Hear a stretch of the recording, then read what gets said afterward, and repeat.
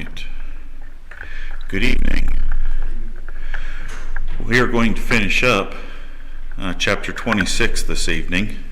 Last week we looked at the first 4 verses, the failure of his friends.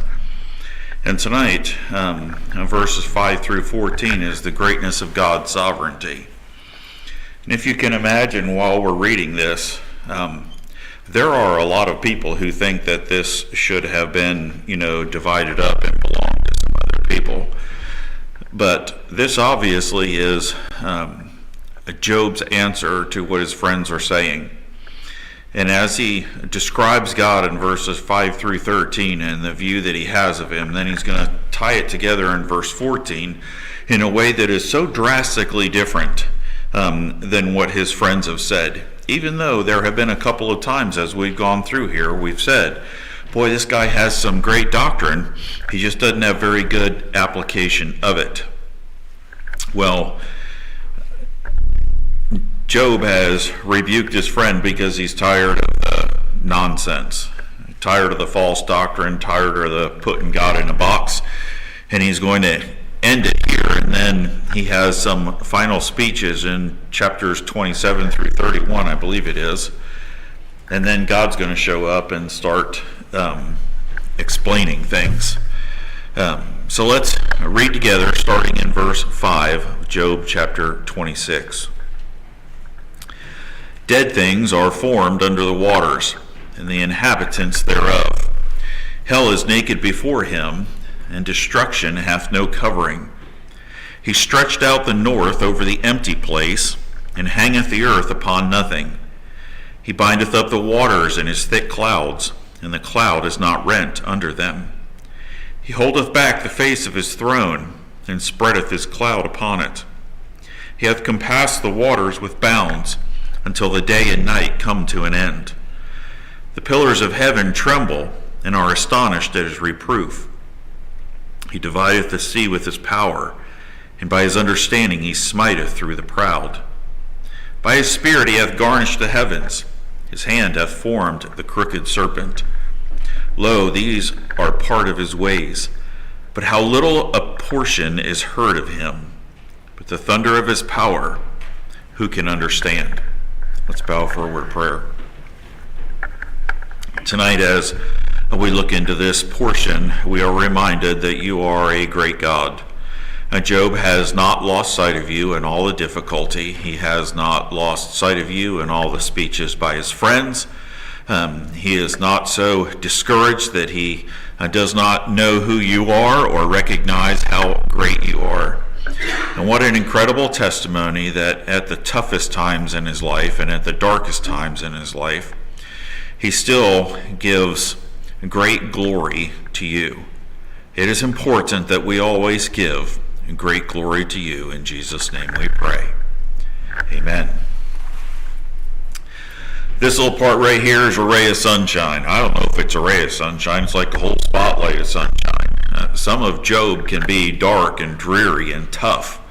And he's writing this big long poem, and we get to this spot right here. And I just simply call this the greatness of God's sovereignty. And I imagine the friends are like ho-humming through most of this because they've said some of it. And they're probably thinking, Job, we've heard all this before, we know all this before.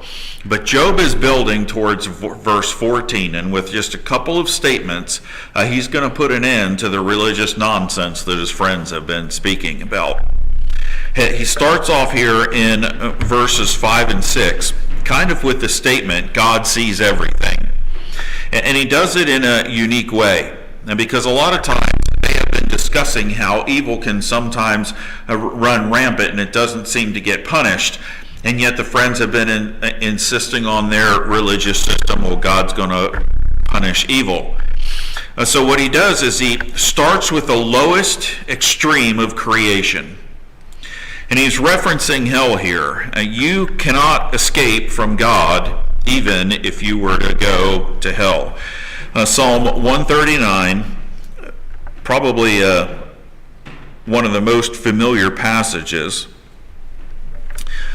But in verses 1 through 16, talking about how there's no way you could escape. O Lord, thou hast searched me and known me. Thou knowest my downsitting and mine uprising. Thou understandest my thought afar off. Thou compassest my path and my lying down, and art acquainted with all my ways. For there is not a word in my tongue, but lo, O Lord, thou knowest it altogether. Thou hast beset me behind and before, and laid thine hand upon me. Such knowledge is too wonderful for me. It is high, I cannot attain unto it. Whither shall I go from thy spirit, or whither shall I flee from thy presence? If I ascend up into heaven, thou art there. If I make my bed in hell, behold, thou art there. If I take the wings of the morning and dwell in the uttermost parts of the sea, even there shall thy hand lead me, and thy right hand shall hold me. He goes on all the way down through verse 16. Same thing. Doesn't matter where I go or what I do. And the psalmist uses the extremes too. If I ascend up into heaven, or if I ascend down to hell. And Psalm 31 is basically saying there's not anywhere at any time or any place that I could possibly escape the gaze of God. Now that's what Job is trying to say here to his friends. Same thing occurs in Hebrews chapter 4 and verse 13.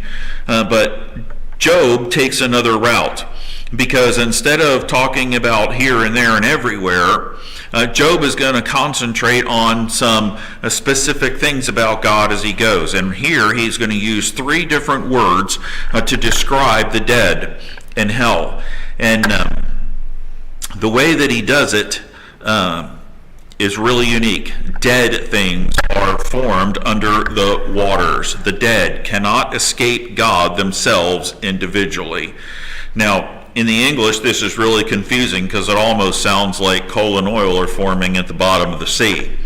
But when you look at the Hebrew words that are here, dead things, spirits, you could translate it in, if this were not biblical poetry and it were regular poetry, you could say ghosts, ghouls, that type of thing, are formed under the waters. And under the waters is a traditional phrase for down in hell. The inhabitants thereof. So he's talking about each individual person.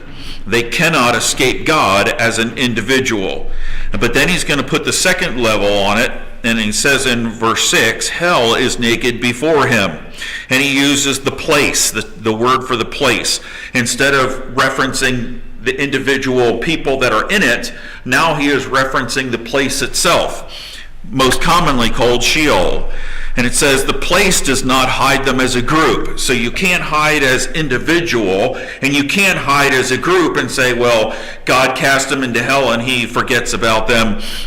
He has no idea what they're doing down there. And then he's going to use the third one, and destruction hath no covering.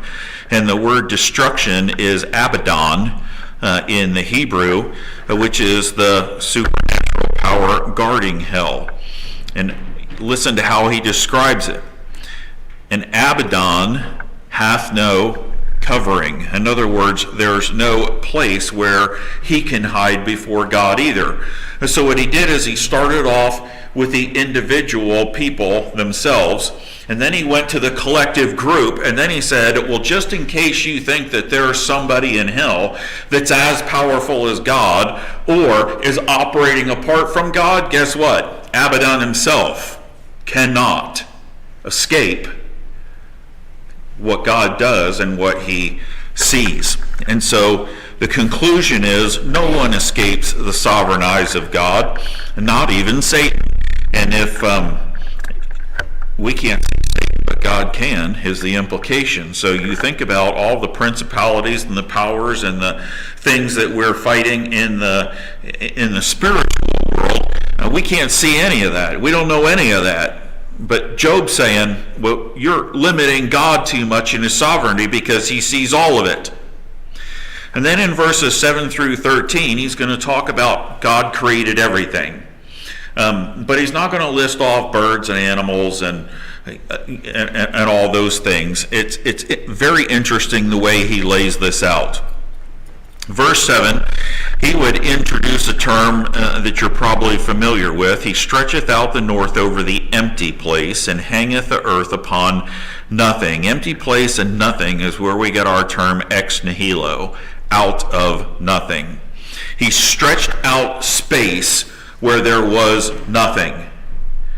And outer space and the atmosphere here. And scientists today say, space was stretched out. That's why they believe in the Big Bang Theory, because it banged and it's stretched out and it's still going.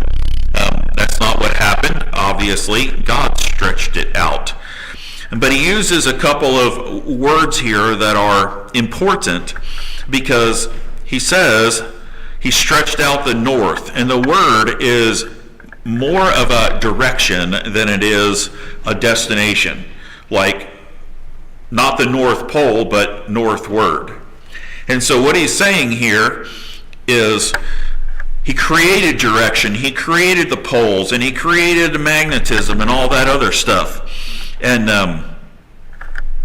all of this was by his design. Now, some people say the north refers to the upper regions of creation, the atmosphere in the heavens, while the lower parts of creation would be the earth. And that's why you see the contrast between the first and the second part of verse 7.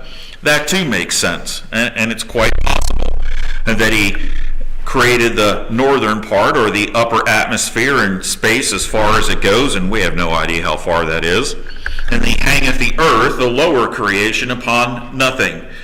And it's kind of interesting, this statement, because it says he hangs the earth. When you hang something, you put it in a particular spot.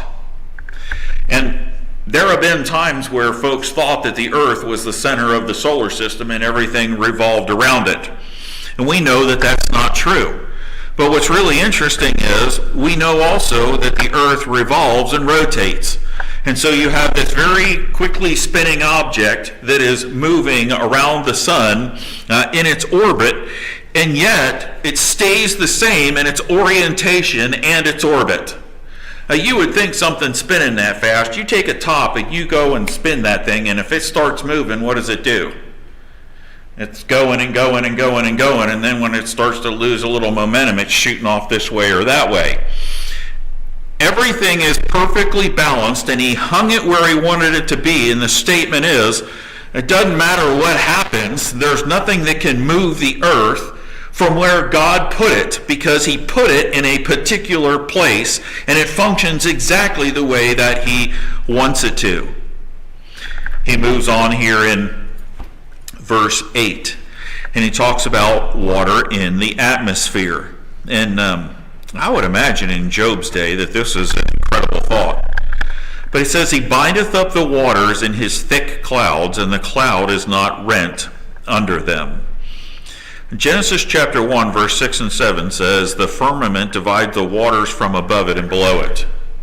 And he created a firmament, and it divided the waters that were above it from the waters that were below it. And so you have this firmament, or heavens, which are separating these two bodies of water. And then if you go to Genesis chapter 8 and you look at the flood in verses 11 and 12, it says, when the firmament above broke up, it poured. And it poured. And what's interesting is it says the fountains of the deep broke up, so the cisterns down in the earth broke up, and the firmament broke up, and you got water coming up from under the earth, and you have water coming down in torrential rain like they've never seen before. Cloudbursts cause floods. Well, all at once, the worldwide flood.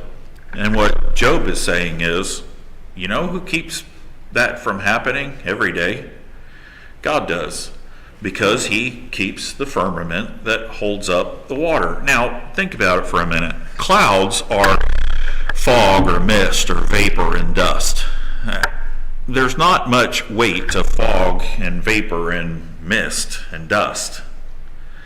And yet you have these clouds that hold back huge amounts of water. We've had in the last couple of weeks some pretty heavy rains. And you look up in the sky and you might see a lot of dark clouds. But they're still, they're vapor. And yet, they hold all that rain that sometimes in an hour just 2 or 3 inches of rain can fall. And if you think about how heavy water is, it's 8 pounds per gallon. Okay? So you have one of them little sprayer backpacks that holds 5 gallons of water. You're carrying 40 pounds of spray. That's why you're pretty tired after you've been chugging that thing around all day long. How much is in an inch of rain that covers Clinchco? I mean, if you started, it's kind of like the national debt thing, or it's kind of like trying to figure out how many individual snowflakes would be in a 3 or 4 foot snowstorm. The numbers are just absolutely phenomenal. And yet you think about the fact that a snowflake is a crystal, and so everyone's different, and we don't even have terms for how many godzillion snowflakes are in a huge snowstorm. And you think about the pounds of water that are coming out of the clouds, and yet the clouds weigh what? You go up in an airplane and you have to fly through them, and they're absolutely beautiful. But it's like the wings go through and they just like swirl away, and they're going. You haven't cut the cloud. You haven't hurt it in any way, shape, or form. You'd figure if you went through one of those, it'd fall but he created the cloud so much different than anything we know that flies. Job is holding this up as an incredible example of things that we have a difficult time. Yeah, well, you can see it and say, well, it's part of the water cycle and blah, blah, blah, blah, blah. We get all that, absolutely. But we can study that in science, we can observe it, we can learn it, we can even understand how it functions. But honestly, when you start actually thinking about how much the weight of water comes out of something that has nothing to it really, and Job's kind of pondering and saying, and God does all that. You know, I mean, seriously, boys, you want to sit down and have a discussion sometime about the water cycle and about how much water he holds above the firmament and how much water is below the firmament and how much is in cisterns in the groundwater underneath? Proverbs chapter 30 and verse 4 makes a statement. Who hath ascended up into heaven or descended? Who hath gathered the wind in his fists? Who hath bound the waters in a garment? Who hath established all the ends of the earth? What is his name, and what is his son's name, if thou canst tell? You see, in Proverbs, it's addressing the same thing. Sometimes we are so prone to try and fit God into a small box, or think of him only in the ways that we relate to him. We see what's going on in the world around us. We see that he controls weather. We see that he created things. And we limit him, as amazing as all that is, we limit him to that. Job is echoing the writer of Proverbs here and saying, the concept of catching the wind in your fist, what would you have? Maybe that's why in Ecclesiastes, Solomon is always saying vanity of vanities, which is, you could say, chewing the wind. I mean, basically he's saying when you get done eating the wind, what do you have? Nothing. Who hath bound the waters in a garment? If I'm going to carry water to the garden, or if I'm going to carry waters out to water my pecan trees or apple trees or flower beds, are you carrying it in an old pair of breeches? I'm telling you, there's better things to carry it in, right? No, you want a bucket of some kind, or old milk jug, or something that has some substance and is going to hold it. The idea of carrying water in your clothes, you'd have to dip it down in there and run like crazy while it's leaking out, and wring it out and run back and dip it. Can you imagine trying? I mean, it's an exercise in futility, and that's why they're saying it. You're trying to figure out an almighty God who gave us some things to look at in our lives to let us know how grand and glorious he is, and we're like dipping in the bucket and running over here and wringing it out, dipping in the bucket, running over here and wringing it out. And he's saying, boys, you're not even getting close, and you don't even know it.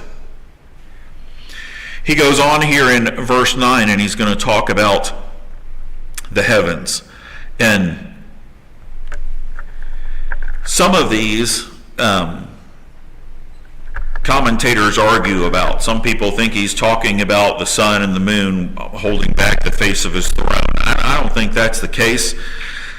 when there's difference of opinions, I go and look up all these Hebrew words, and I can't find a time where throne isn't used as throne. This word here is used as throne. Throughout the whole Old Testament, that's what it's referring to. It's referring to a throne. But the Bible also, over and over and over again, says that God's throne is the heavens, and the earth is his footstool. So that's just a figure of speech to kind of, you want to put him in a box? Okay, he sits on the heavens and he uses the earth as his footstool. It's kind of funny that you would try and put someone like that in a box. But Job's way of saying it, he holdeth back the face of his throne and spreadeth his cloud upon it. We can see into outer space, right? In fact, probably enjoy that a great deal. You go and you stare at the stars, and sometimes you have a good starry night, and you can see out there, and you can see the Milky Way, and you can see all kinds of stuff. And they came up with the Hubble telescope, and you shoot that thing out there, and you get beyond the pollution that's in Earth's atmosphere, and you can get these fantastic pictures of deep, deep outer space. And at least that's what we think it is, right? Now, we think it's deep, deep outer space. But the point that Job's trying to make right here is, you can no more know the extent of what God created up there in outer space, because there's a problem. He holdeth back the face of his throne. The face is supposed to be the part, you look in the mirror, you see your face. That's what he's saying. You can't look up in the night sky and say, oh yeah, there's God, I see his face up there. I can see all the way to craziness, ludicrous. It's not going to happen. And so while he reveals a lot to us, you start talking about how many light years some of these stars are from Earth. It's just mind-boggling and phenomenal. And yet way, way, way, way, way above that, we can't even see the God that created all of it. Think of that Answers in Genesis video. If you go to the Creation Museum and they sit there and they keep taking you out to where stuff doesn't start making any sense anymore, because after you get a certain ways away from Earth, the constellations just fall apart in their individual stars. And you get way on out there and you can start seeing this galaxy. And you get way on out there and you can start seeing this galaxy. And then when they're out there and you turn around and you look back, you don't recognize anything. And they start back with those little squares, and every one of them's a tenth of the way back, and you think, well, we're only going like 10 of those squares, and after, 1,000 of them fly by and almost drive you crazy, you realize you were way, way, way out there, and the truth hits you. Are you a tenth of the way? Are you a thousandth of the way? I mean, there could be some mind-boggling, incredible stuff out there that we will not see because the face of his heavens has been obscured. We don't get to enjoy all of that. I wonder if when we get to heaven, we're going to be able to look out and just, see the grandeur of it all. Because I would imagine it's got to be something else. It's got to be absolutely something else. God hides himself from our view. The importance of sovereignty, and what Job is reminding his friends here, is he sees everything. And we can see so little. We can't even see him. And yet he knows absolutely everything about us. Starry night or overcast? Well, there have been times I wished it wasn't so overcast and I could see some incredible thing. Every 60 years, such and such is going to take place, but this part of the country can't see it because the clouds and whatever. And I'm like, I might not ever live long enough to see that again. That would have been really cool to see. Then in verse 10, he talks about the oceans. And there's two possible meanings here. And actually, both of them fit. So I don't know. Don't ask me. I'm going to give them both to you. He hath compassed the waters with bounds until the day and night come to an end. The two key words here are compassed and bounds. Compassed is the word you would use for a compass. In other words, a circle.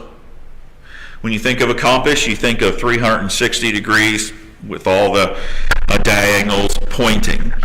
And so you think about a circle, and then you think about bounds, and that word bounds is a law or a commandment.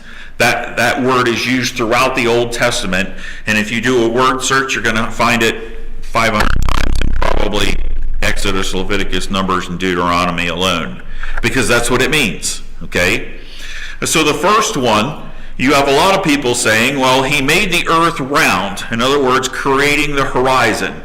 And so you can see the compass that he has set and the boundaries, and you say, why is that important? Well, let's go there. Isaiah chapter 40 and verse 22. Reason I want to show these at you, there's biblical evidence for both, obviously enough. When God speaks about science, he is always correct. In Isaiah 40:22 it says, "It is he that sitteth upon the circle of the earth, and the inhabitants thereof are as grasshoppers, that stretcheth out the heavens as a curtain, and spreadeth them out as a tent to dwell in." And so a lot of people think, well, this is what he's referring to, because we just talked about how massive the heavens are and the fact that he hides himself from us, from our sight. Can you imagine when we get to heaven and we get to see his Shekinah glory? I mean, every time a little bit of it was ever shown to man, Moses is shoved in a rock and sees the shadow, and his face shines for 30 days. It fills the temple, and think you're going to die. I mean, it's an incredible, if God were to unmask himself, we could not handle it, is the thought. But go to Proverbs chapter 8 and verse 27. And then stay in Proverbs, because I want you to see another verse there in just a second. Proverbs 8 and verse 27, "When he prepared the heavens, I was there. When he set a compass upon the face of the deep, of the depth." And some people are like, well, 27b is talking about the oceans, but that's not true, because in verse 28 it says, "When he established the clouds above, when he strengthened the fountains of the deep." And then in verse 29, and we'll see that in our second thing here, you have a contrasting thought. And so it's hard to say from Job if he's talking about one or if he's talking about the other, or he's talking about both. Now, in our verse it says he has compassed it with bounds where the day and the night end. And that's why a lot of folks think he's talking about the horizon, because the horizon is where the day and the night end. It's day on one side of that horizon and it's night on the other side. And so it makes perfect sense that that's what's happening, which means he also established the times and the seasons and the tides and all of those other things. And all of that is like an undercurrent to what Job is saying, because he doesn't go into any of those details. He's just hitting the big stuff, and you'll see why here in a minute. The other meaning to verse 10 could be the limitation of the seas. They are circled with a law or a boundary. And that also makes perfect sense, because if you're still in Proverbs 8, look at verse 29. "When he gave to the sea his decree, his law, his boundary, that the water should not pass his law, his boundary, when he appointed the foundations of the earth." And so in establishing it, that is also true, that he tells the oceans, you can do this, but you can't do anything else. And go to Psalm 33 and look at verse 7.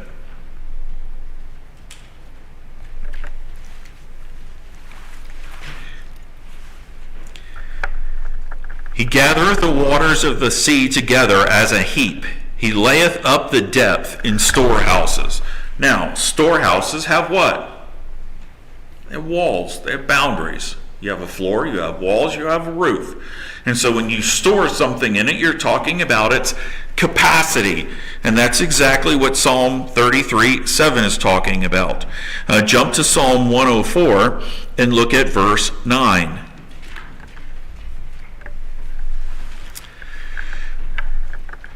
Same word, thou hast set a bound that they may not pass over, that they turn not again to cover the earth. Why don't all the waters running into the ocean just overflow the earth again? And it's because he has set a boundary there. Jeremiah 5:22 is another interesting verse, and in it says, though the sea rage and the waves crash on the shore, they cannot break the boundary. He won't let it happen. Now, does he intervene sometimes with like tsunamis? Yep, we'll get to that here in just a second.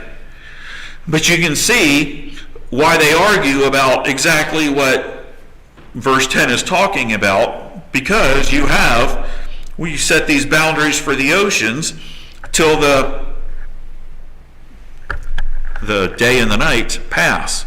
Well, the limitations of the seas isn't going anywhere until day and night passes either, because it's part of the laws of nature that he has put into effect.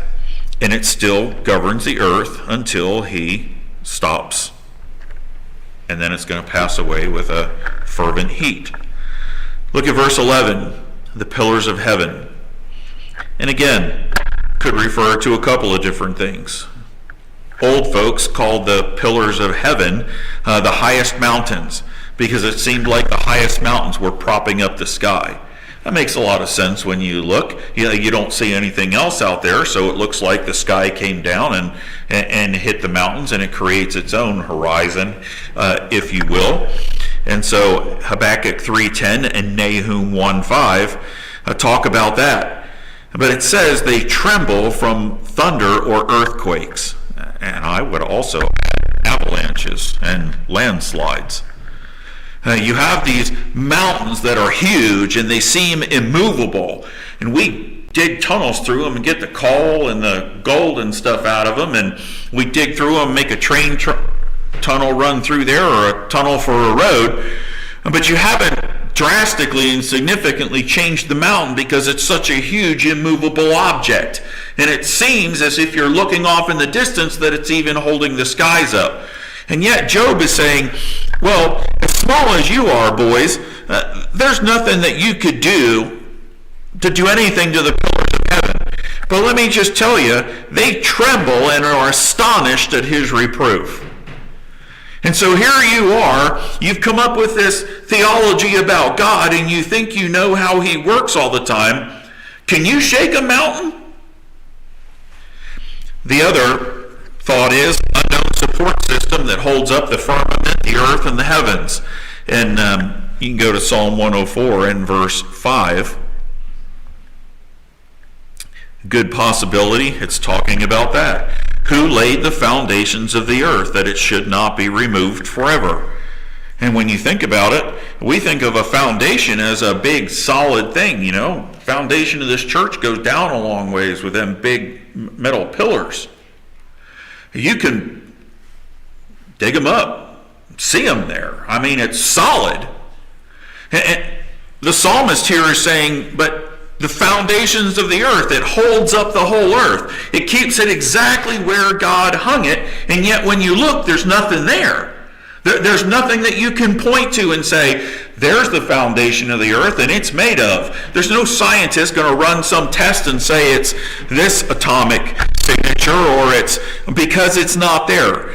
And so again, is it referring to folklore and what old, thousands of years ago they thought that the mountains were holding up the sky? Or like the psalmist, is it referring to the solid foundations that hold up the earth but we can't see them? Either way, they're both subject to God. We can't see it and we certainly can't affect it. So then you look at verse 12, because Job just keeps building this incredible argument. God can intervene in creation whenever and however he wants to.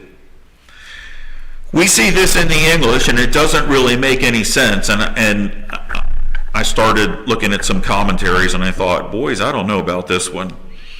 Until you start doing the word studies, and then you realize exactly what they're talking about. He divideth the sea with his power, and by his understanding he smiteth through the proud. He divided the sea, Red Sea, over and over and over again throughout the whole Old Testament. God references that one act as a mighty time where he intervened in history.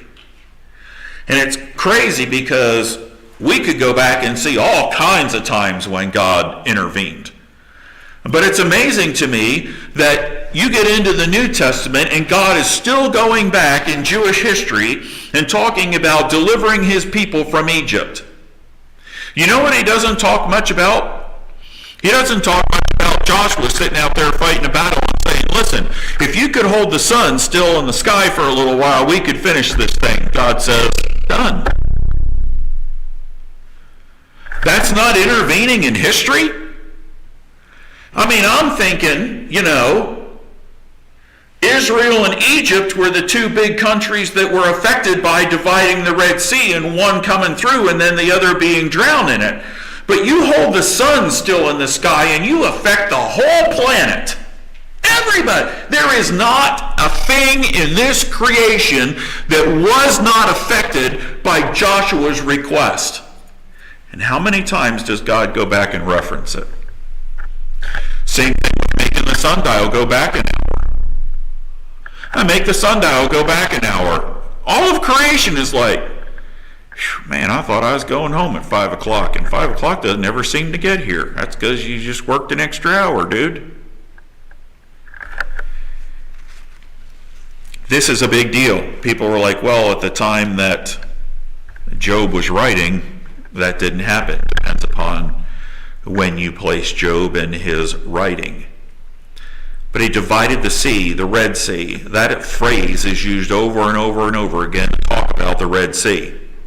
The second phrase is just as important because it says, by his understanding he smiteth through the proud. And when you look up that word proud, it's the Hebrew name Rahab. And immediately we think Rahab the harlot who got delivered and became part of the bloodline. And that is not this word at all, not even close. Now, this is a word that is used to describe the nation of Egypt. And so what he's saying is he smiteth through Egypt. Now go to Psalm 87 and verse 4. I don't know how I got to be this old and never saw this before, but it is kind of cool while you're studying and you see something new. Psalm 87 verse 4 says, I will make mention of Rahab and Babylon.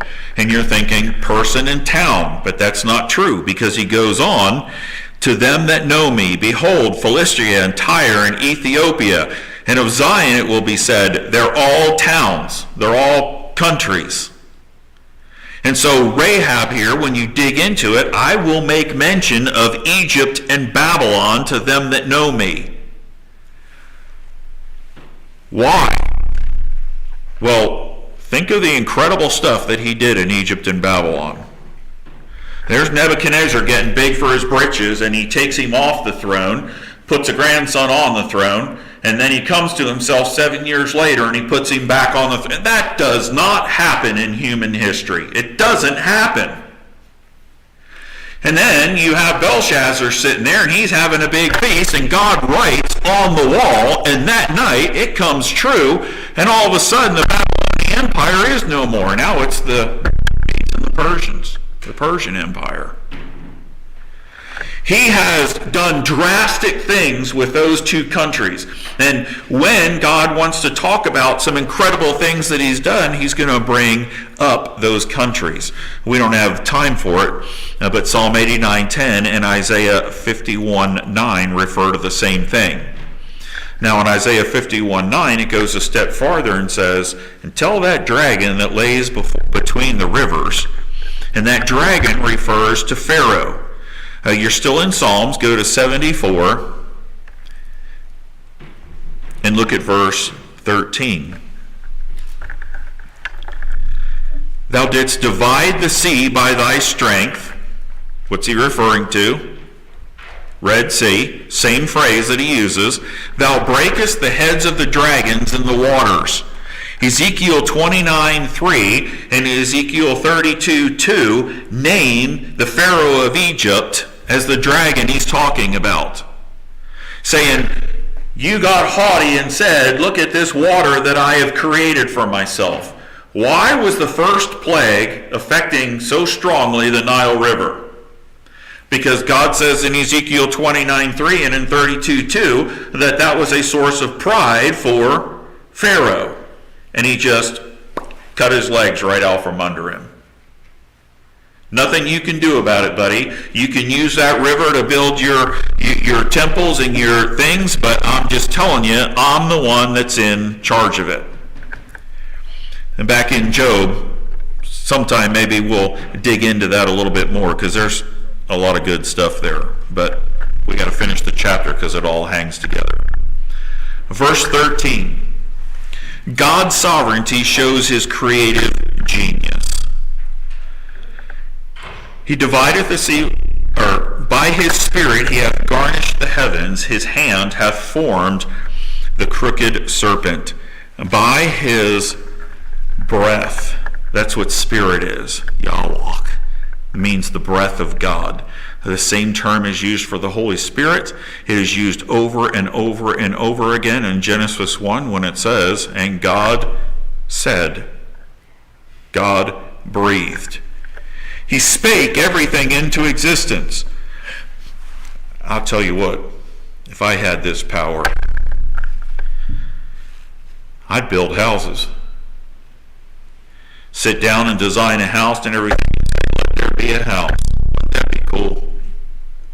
Because there's so much work that goes into it. When something breaks at your house, and sometimes you got to tear it apart and you could just and fix it. I have fought with a fancy shower at our house for months trying to fix that thing. Had to build a gasket and troubleshoot, and no, it's not leaking. Oh yeah, it's starting to leak again. Now the water's coming out of here. Order this part, fix that thing. Would have been really nice just to, all right, shower fixed, babe. We can't do that. We have to use a ridiculous amount of energy and effort to design something and then to build it. And he thought it and then breathed it right into existence. And Job says, he decorated the heavens like you decorate a Christmas tree. The word means to be adorned, to be beautified. He throws out the stars, and he throws out the moons, and he throws out the suns and the planets and the galaxies and the solar systems, and he arranges the constellations. And when you think all of that happens by accident, you all of a sudden realize that the constellations only make sense from Earth. Nowhere else are there any visible constellations. You can't put anything together anywhere else but on planet Earth. Now the last part, again, there's two possible meanings. His hand hath formed the crooked serpent. Some people say it's the multitude of the sea creatures, the varieties, the size, the shapes, the colors, their purposes, because you get into saltwater and animals are just unbelievably beautiful. You want to dive in freshwater? Sure, you have fish, but they're not as pretty and colorful as what you have in saltwater. But I believe the real meaning here is he's still in the heavens, and he's talking about Draco, the dragon constellation, because it's one of the biggest. And a lot of ancient civilizations used it in their mythology and in their explaining how evil happened in the air, and then they also had one that they called Leviathan that happened in the ocean. So when bad ocean storms happened, it was the ocean dragon stirring stuff up, and when bad stuff happened up here, it was Draco the dragon getting upset up there. 13 big stars that were included, and for a long time, one of them was considered the pole star, and now we know that that wasn't actually the true North Star. He says all that to get to verse 14, and I'm going to close here real quickly. Boys, you cannot limit God. These friends have been trying to fit God in their nice little theological box that God has to reward good and he has to punish evil. All of creation and how God intervenes is only part of his ways. And that's why Job doesn't go into a lot of detail. This is a short section from verse 5 to verse 13. And what he has done is similar to Ecclesiastes, where he's talking about time and time. He's talking about extent. The word part means the extremities, the corners, the edges. And so Job is saying these things that we see are the extremities, they're the edges.